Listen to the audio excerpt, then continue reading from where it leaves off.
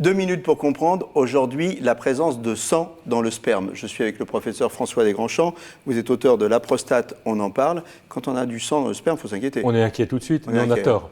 On a tort. Bon. Ça s'appelle l'hémospermie, le sang dans le sperme. Et en fait, dans l'immense majorité des cas, c'est dû à rien. C'est un peu comme quand on saigne du nez. C'est-à-dire que 70% du volume du sperme, c'est fait par les vésicules séminales. Et il y a des petits vaisseaux dans les vésicules séminales qui, de temps en temps, encore une fois, comme quand on saigne du nez, se mettent à saigner. Néanmoins, quand on a un patient qui a une hémospermie, il faut chercher les autres causes qui peuvent être graves, mais qui sont rarement trouvées. Si c'est une fois, bon. Même une fois. Même une fois. Il faut faire un bilan complet. Okay. Le bilan complet, c'est regarder tous les organes qui participent à la formation du sperme. Donc, il faut regarder les testicules, être sûr qu'il n'y a pas de cancer du testicule, en palpant la bourse pour voir s'il n'y a pas de nodules durs dans le testicule et en faisant une échographie, parce que les testicules participent bien sûr au sperme. Deuxième organe qui participe au sperme, c'est la prostate. Et donc, il faut éliminer un cancer de la prostate par un dosage sanguin du PSA et un toucher rectal.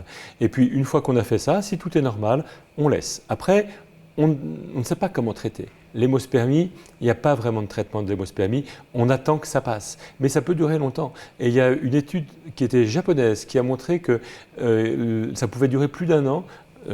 Répété lorsqu'il y a des caillots dans la vésicule séminale ou lorsque l'utricule prostatique, qui est le vagin résiduel de l'homme, est très long.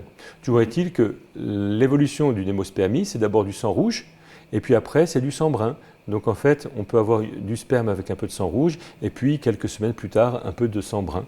Donc c'est gênant, ça fait peur, mais c'est pas grave. C'est pas grave, mais quand même. À condition d'éliminer, mais c'est quelques cas. Bien sûr, mais il faut toujours l'éliminer, même pour une seule hémospermie. Voilà.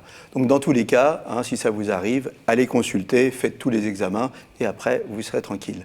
À bientôt.